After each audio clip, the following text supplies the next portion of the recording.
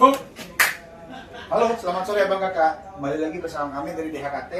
Kali ini kami akan menyampaikan kultur booster dari Divisi Investasi Tanaman dan Pengolahan yang berjudul Humanizing Human atau Investasi Akhlak untuk Masa Depan.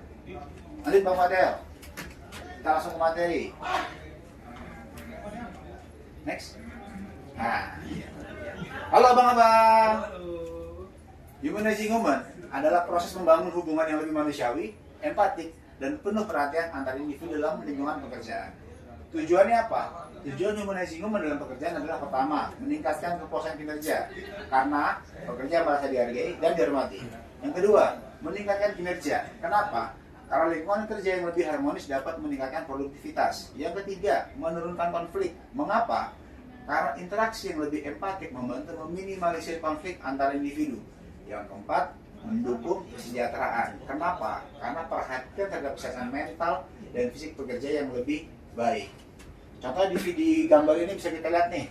Artinya antara manajemen tinggi dengan karyawan pelaksana itu memiliki suatu gap yang bisa dibilang hampir tidak ada. Kelengkapan APD sudah ada, dari helm, dari sepatu, alat kerja juga memadai, dan adanya komunikasi yang lebih humanis antara pimpinan dengan bawahan tercipta dalam gambar seperti ini. Next, Bang Fadel. Nah, prinsip-prinsip humanizing human menurut Abraham Maslow itu apa? Pertama, empati, artinya memahami, merasakan situasi dan perasaan orang lain. Kedua, respect, menghargai keberagaman dan menghormati perbedaan. Yang ketiga, ada keterbukaan, yaitu menyediakan ruang untuk komunikasi dua arah yang sehat dan diskusi. Yang keempat adalah keseimbangan kerja dan kehidupan, yaitu memperhatikan kesehatan pekerja di luar pekerjaan. Nah, manfaatnya di humanizing human dalam industri perkebunan kelapa sawit adalah pertama, peningkatan produktivitas. Yang kedua, adanya keberlanjutan sosial. Yang ketiga, mengurangi turnover atau tingkat keluar masuk pekerja. Dan yang keempat, memenuhi standar sosial dan lingkungan. Nah, contoh humanizing human adalah pemanfaatan drone pada monitoring TBM kelapa sawit. Kenapa? Yang pertama, kita dapat mentransformasi nilai teknologi menjadi nilai kemanusiaan. Yang kedua, inovasi untuk masa depan perkebunan yang lebih inklusif dan berkelanjutan. Yang ketiga, implementasi teknologi drone untuk monitoring kelapa sawit fase TBM dengan pendekatan yang humanis. Nah, tantangannya apa nih? Monitoring TBM secara manual. Pertama, waktu yang cukup lama. Kenapa? Karena pekerja harus memantau kandungan tanaman secara individual. Yang kedua, adanya potensi human error atau dalam data monitoring. Misalkan pohonnya mati atau terserang hama. Data itu kurang akurat.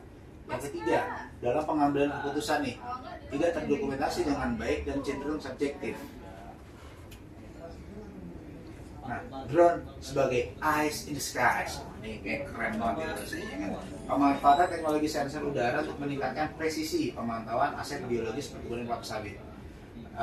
Keuntungannya apa nih? Pertama, sensus pohon secara otomatis. Drone itu dapat menghitung jumlah titik tanam dengan akurasi mencapai 98%. Di bold ya, 98%. Kedua, dapat mendeteksi dini penyakit menggunakan sensor multispektral untuk melihat gejala stres tanaman sebelum terlihat oleh mata. Dan yang ketiga, membantu melakukan pemetaan topografi, yakni membantu desain parit dan jalan agar pekerja lapangan tidak kesulitan akses untuk tanaman di kemudian hari. Oke, efisiensi dan keberlanjutan. Bagaimana integrasi drone mengoptimalkan waktu kerja dan penggunaan bahan kimia secara berkelanjutan bagi usaha perkebunan? Pertama, waktu. Monitoring 1000 hektar yang dulunya butuh berhari-hari kini selesai dalam hitungan jam saja. Kedua, targeting. Aplikasi pupuk dan pestisida hanya pada pohon yang butuh serta mengurangi paparan kimia pada pekerja. Oke. Nah, dampak psikologis dan motivasinya apa? Dengan penggunaan teknologi tadi, kita bisa menciptakan lingkungan kerja yang lebih sehat dan membanggakan melalui penguasaan potensi teknologi. Antara lain, meningkatkan rasa bangga pekerja karena menguasai teknologi modern. Kedua, mengurangi tingkat stres pekerja. Dan yang ketiga, menciptakan lingkungan kerja yang lebih inklusif bagi pekerja yang lebih tua dan memiliki keterbatasan fisik. Nah, kesimpulannya dan masa depannya apa nih? Teknologi bukan untuk menggantikan manusia. Noted ya. Teknologi bukan untuk menggantikan manusia, namun untuk membebaskan manusia dari pekerjaan yang repetitif dan berbahaya bagi masa depan yang lebih baik. Sehingga Pemanfaatan drone di fase TBM adalah investasi pada aset manusia dan aset biologis secara bersamaan. Oke, Yoris untuk absen, bagi yang belum absen, terkait dari hal ini nih, Bang Rido, humanizing human. Tanggapannya dong, Bang Rido. Terima kasih Bang Adi.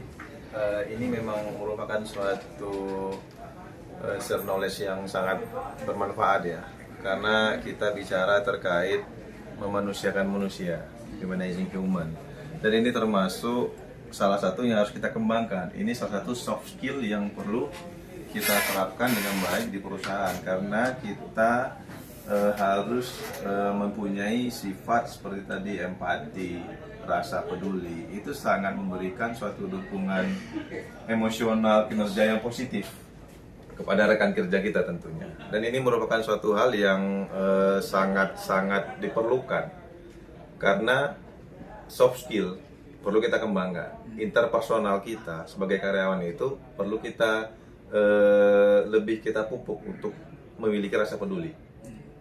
Karena tanpa ada rasa peduli, teamwork itu tidak akan terbangun. Nah, kaitannya dengan yang materi ini, kita melihat yang disampaikan bagaimana cara kita memanusiakan manusia.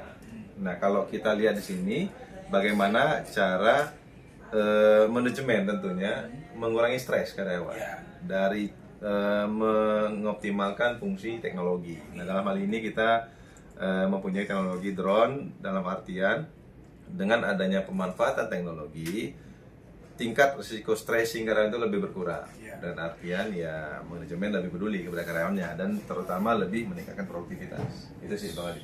Super sekali, memang luar biasa saudara-saudara. Jadi memang teknologi sekali lagi bukan untuk menggantikan manusia, namun teknologi untuk memudahkan manusia bekerja. Catat itu kawan-kawan.